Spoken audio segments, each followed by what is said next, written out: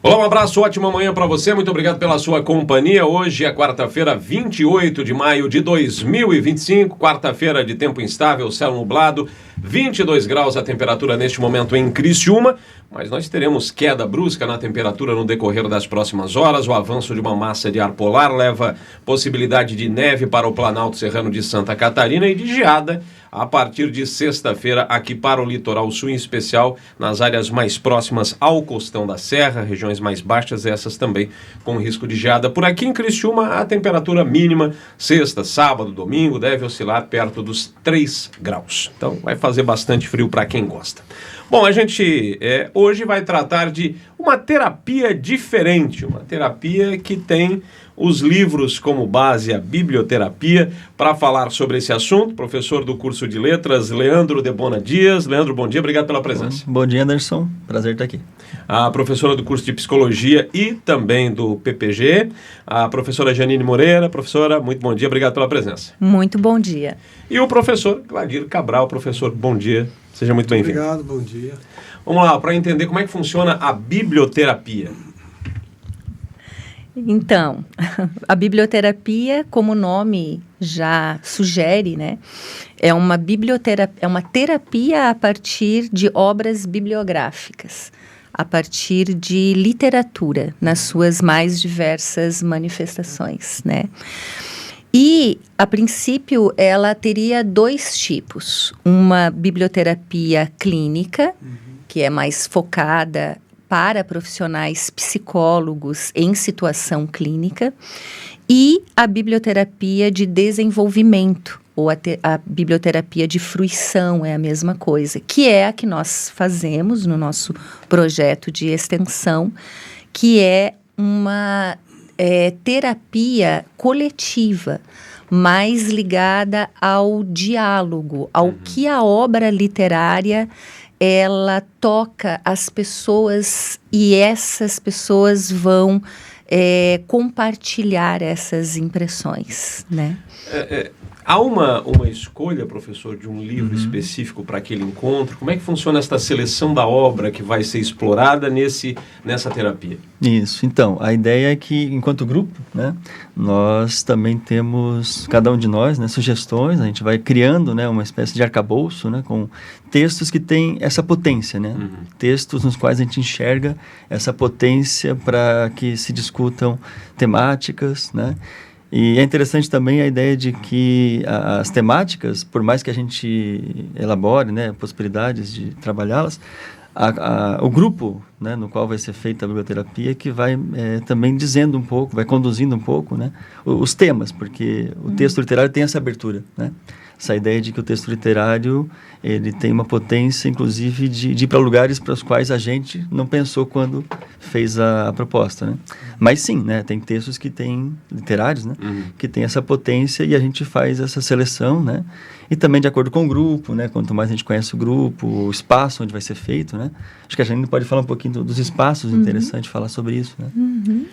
Professora Janine, é sempre na biblioteca da universidade, porque ele começou o ano passado com esta inspiração durante uma semana, se não me engano, a Semana do Livro, né?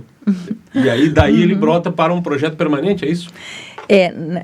Esse espaço da biblioteca, ele surgiu com a Laura Betim Salvador, que trabalhava na biblioteca. Que hoje está no DDH. Que hoje está no DDH, isso, e que está na DDH ou na reitoria, eu acho que ela está. Enfim, ela segue colaboradora da universidade e não mais na biblioteca. Não mais na biblioteca. E começa com ela. E o nosso projeto, então, que é um projeto de extensão, que é feito em outros lugares também, ele passa, então, a ser praticado na biblioteca também.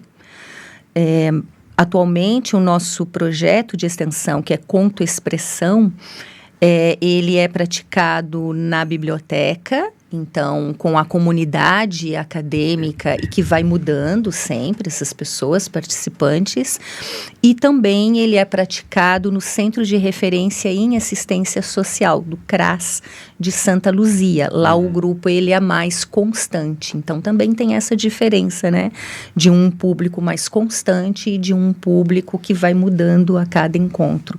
Mas aqui na biblioteca, sim, começa na biblioteca com a Laura. Professor Gladir, parte da premissa de que as palavras têm poder, as palavras curam? Sim, tem essa ideia, né, de que a palavra... Mas não só a palavra em si, né, eu acho que o exercício da leitura é um exercício que é estimulante, né, que provoca no leitor, né, a reflexão sobre a sua própria existência e, enfim, o significado de um texto te leva a refletir sobre o significado da própria vida ou da própria história. Então, a palavra, sim, a palavra ela tem essa potência, né, a vibração, é sentido, é significado. E no caso da literatura, trabalha com a palavra no contexto de uma narrativa, né? A gente trabalha com algum poema, às vezes, né? Alguma poesia, mas principalmente narrativa, histórias. Então, contos. E aí, então, é a palavra dentro de uma história, que é uma palavra dinâmica, uma palavra que se move. E é uma palavra que tem vários significados. Não é uma palavra objetiva que tenha uma única significação, né? Por exemplo, um texto legal, né? Um texto científico que deve ter um único sentido.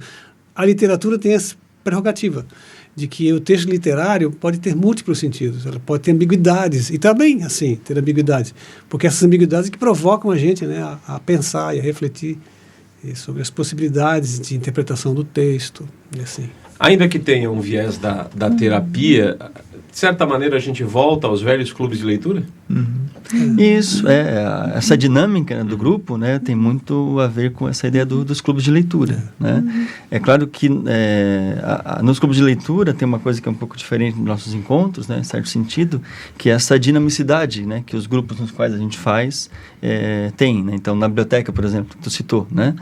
A abertura, inclusive temos depois que divulgar os encontros, né, para quem quiser participar, mas a gente não tem a garantia de que o mesmo grupo se mantém sempre. Ou seja, não é um grupo fixo. Isso, pode ser. Pode até ser, mas não necessariamente. Não necessariamente. Então, quando não né, aí tem um pouco diferente do clube de leitura, porque tem que ser leituras que sejam feitas naquele encontro, então textos mais curtos, né? Então, a gente tende a olhar, por exemplo, para contos, né, para canções, para poemas, para textos que naquele encontro consigam ser lidos, né, integralmente e provoquem essas discussões. Mas sim, tem muito a ver com essa ideia da criação de uma comunidade leitora, na verdade, né? Que é o que está por trás também do clube de leitura, né? Essa ideia de compartilhar experiências, de olhar para o mesmo texto e enxergar, como o Gladir falou, possibilidades diferentes, né? A partir do seu ponto de vista, a partir do modo como aquele texto toca, diferente cada pessoa, né? Há esse debate, ou seja, escolhe-se determinado tema, determinado livro, e durante este encontro, além da leitura, se debate a perspectiva de cada um? Sim, é assim que é feito. É escolhido um livro, uma obra, né, que para ser lido na hora ele tem que ser curto, né? E sim, e aí se abre para o diálogo, para a participação das pessoas. E pode ser terminado também, geralmente se faz, algum trabalho, outro trabalho expressivo. Uma dinâmica, né? Algum desenho, algum varal literário já foi feito, nós já fizemos esse projeto. Esse projeto, ele também foi realizado de 2001 a 2003, projeto de extensão do território Paulo Freire, né? Certo. E fizemos no CAPES AD, fizemos um varal literário, né? Então, há outras dinâmicas, outros trabalhos que podem ser feitos, outros tipos de expressão depois desse diálogo das pessoas a partir dessa obra. Porque na biblioterapia é importante não apenas o que o texto está dizendo propriamente, a análise de um texto, desse objeto literário, é tão importante, na verdade, a reação do leitor. Como ele recebe esse texto e o impacto que esse texto tem na pessoa. Então, na biblioterapia, a gente não está preocupado simplesmente em interpretar o texto, mas em saber como esse texto é recebido e que reações a pessoa tem em relação a ele. Que impacto ele terá na minha vida. Exato. Como é que tem sido vivenciar a experiência dos participantes. Como é que o senhor percebe, professor Gladir, a reação de quem participa, né? Como é que é? Evidente que cada um tem a sua, mas como é que tem sido isso? Às vezes a gente é surpreendido por uma reação inesperada. A gente faz todo o planejamento do encontro pensando, não, vamos para essa direção, porque a história conta para essa direção, e de repente uma pessoa do grupo relaciona com algum fato pessoal da sua vida, ou está vivendo um momento de crise pessoal, e de repente acontece alguma coisa que a gente não tinha previsto. Né? Não tinha previsto aquilo. Por exemplo, um texto que conta uma história que tem a ver com perda, e de repente essa pessoa sofreu uma perda pessoal. A gente não sabe disso, né? Mas evidentemente isso vai se revelando na leitura, no modo como a pessoa reage, no modo como as emoções afloram, ou não, né? A professora é psicóloga, né? Consegue perceber por exemplo, as pessoas chegam de um jeito e saem saem diferentes? Olha, acho que elas sempre saem diferentes, né? Em qual direção a gente não vai conseguir, né, ver. Eu acho que é importante, muitas saem muito bem por terem conseguido falar e compartilhar. Eu acho que a questão do compartilhar é importante, né? Algumas a gente precisa ficar um pouco mais de tempo para também dar um suporte. Isso também acontece, é importante a gente ter essa visão também, né? Mas os retornos têm sido bons nesse sentido de criar um espaço de expressão. É diferente, é evidente. A resposta eu sei que é sim, mas o quão é diferente o grupo que vem aqui na biblioteca e o grupo que é atendido no Centro de Referência e Assistência Social? Sim. É diferente. E aí o processo, né? E lá, como é um grupo em que eles convivem, há a possibilidade de um maior aprofundamento, né? Então, claro, porque há uma confiança já entre as pessoas, né? E um dos objetivos do nosso projeto é criar laços de solidariedade. Claro que daí, com esse grupo que se mantém, é muito mais fácil, né? Na biblioteca, como varia, mas também é muito importante saber que tem outras pessoas com quem eu posso compartilhar, né? As questões que o texto vai aflorar. De alguma maneira, os que chegam pela primeira vez, eles acabam surpreendidos, porque quando eles ouvem a junção, né, de biblioteca e terapia, talvez imaginem que terá ali para a leitura ou um texto bíblico ou um texto de autoajuda, e aí chega a literatura. Isso surpreende? Isso. A gente comenta, inclusive, né, numa das disciplinas em que a gente discutiu a biblioterapia, aparecia, né, essa coisa de não ser conhecido, por isso é importante momentos como esse, né, por exemplo, e se pensar primeiro que tem a ver talvez com a Bíblia, né, e também essa ideia de cura, né, que tu mencionou no começo, né, porque por mais que tenha essa ideia, né, de que as palavras de alguma forma nos ajudam a entender melhor a nós mesmos, né, a ideia não é cura no sentido terapêutico, né, porque aí seria a biblioterapia clínica, que é o que a Janine comentou, né. Então, mas acontece muito isso, né, essa ideia de ir com uma expectativa, né, de repente sair dali curado ou aliviado, né. Mas, às vezes, o que acontece é que aquilo, o texto pode provocar, inclusive, reflexões que podem incomodar. A gente sabe disso, né? Sim. Que é o que o Gladir comentou.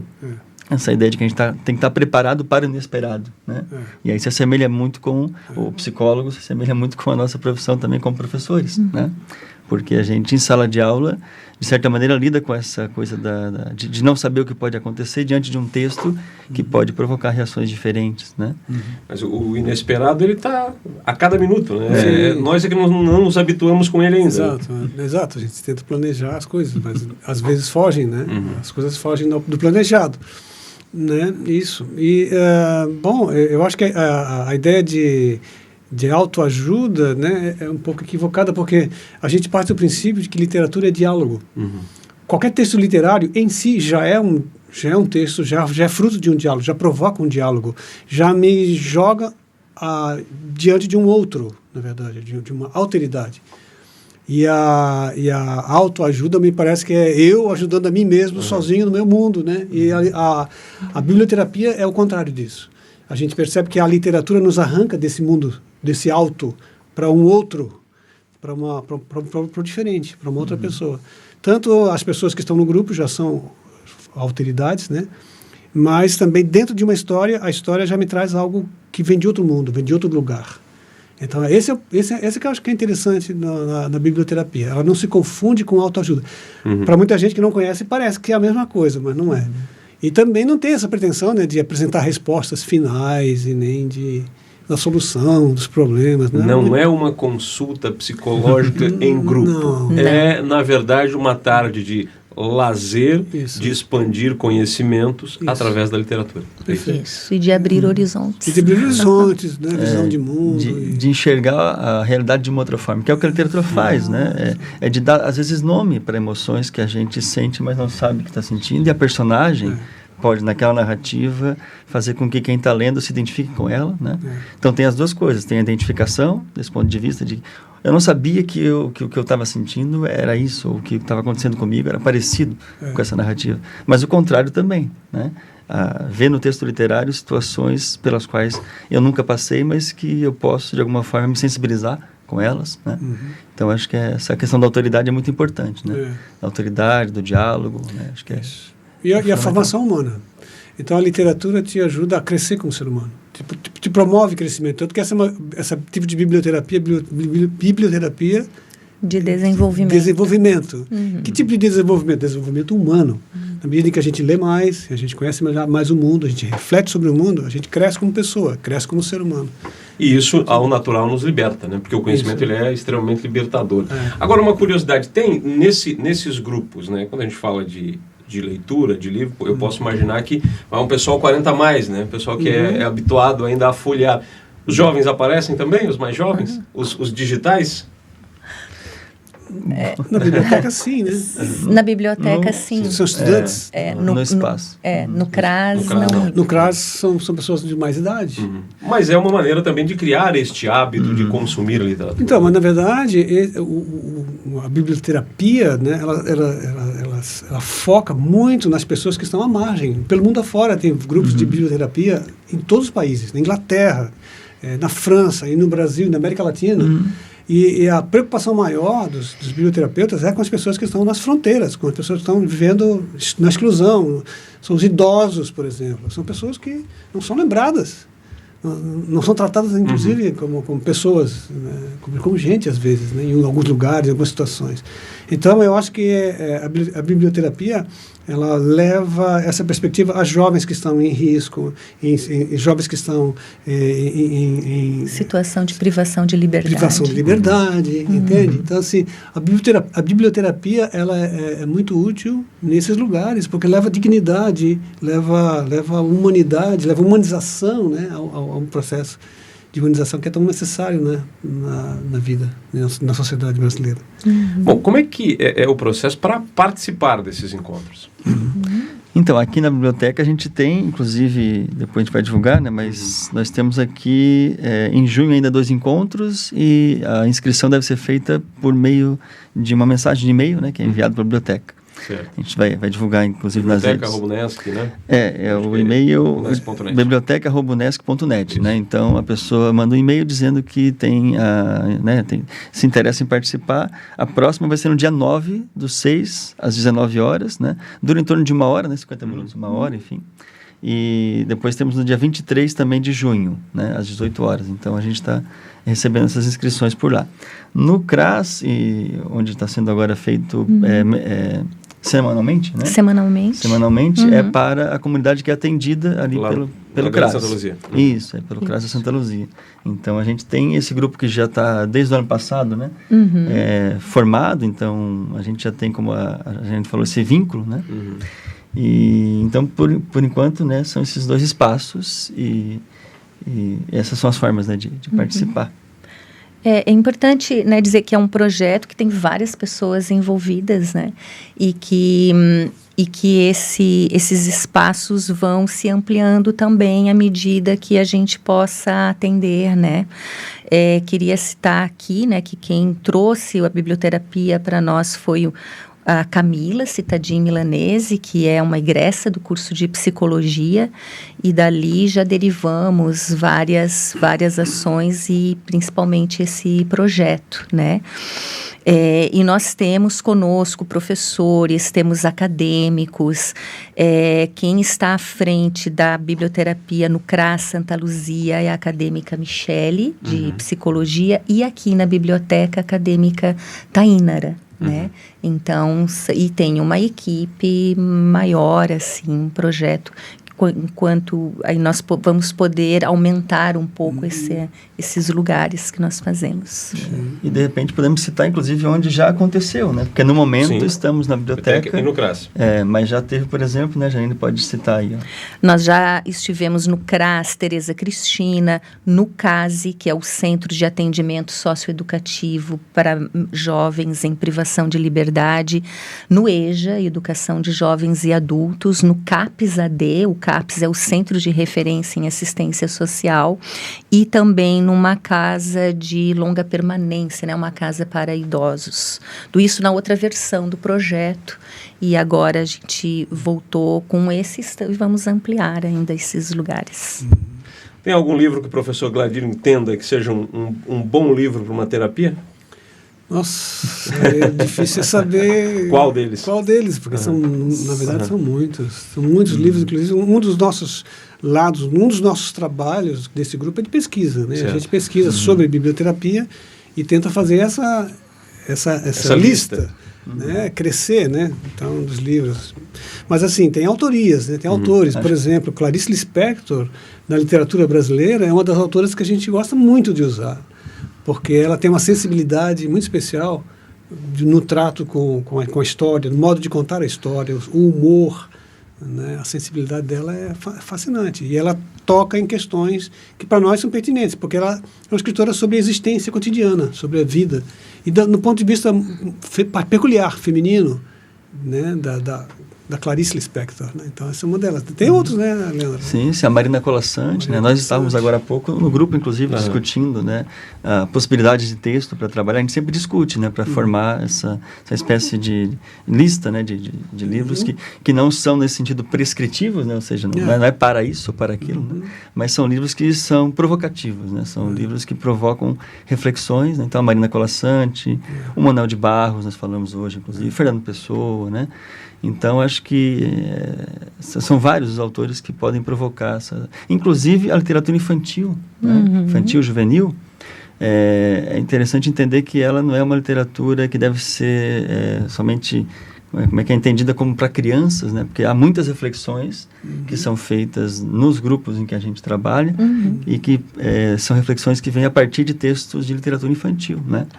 Porque o subsolo da arte é um só, né? O Antônio Cândido diria, né? Ou seja, um bom livro infantil, né, é também um bom livro para adultos. Né? Para qualquer idade. Claro que a gente vai enxergar... Um bom livro é sempre um bom livro. Isso, independente da idade. A gente vai enxergar coisas diferentes, né? Não quer dizer que seja melhor ou pior uma interpretação, mas são coisas diferentes a partir do momento em que cada um está, né? Ou do período da vida em que cada um vai estar. Então é importante também entender que a literatura infantil tem um lugar, né? Também nesse nosso projeto, bem importante. Exato. Crianças também, né? Aliás, evidente que não é o foco do projeto, mas crianças também podem participar desse mesmo formato. Na verdade, toda vez que um pai, uma mãe, um avô ou uma avó resolve contar histórias para uma criança ou ler um livro infantil para uma criança, ali acontece uma experiência biblioterápica, digamos assim. Há uma coisa que faz bem, aquele momento de intimidade com o texto faz bem, né? Então, assim, a criança, nesses momentos que você lê para ela, ali ocorre biblioterapia também. Sem esse nome formal. Professor Gladir, muito obrigado pela vinda aqui ao estúdio da Rádio Unesc, cumprimentos aí pela iniciativa, um forte abraço. Obrigado. Bom, reforçando então, a gente vai ter agora dia 9 e o dia 23, os 2 dias aqui na Biblioteca da Unesc e lá no CRAS são encontros semanais, né? Perfeito. Leandro, muito obrigado pela vinda aqui ao estúdio da Rádio Unesc e sucesso no projeto. Obrigado, Anderson. Janine, muito obrigado pela vinda aqui ao estúdio da Rádio Unesc. Sucesso no projeto. Muito obrigada.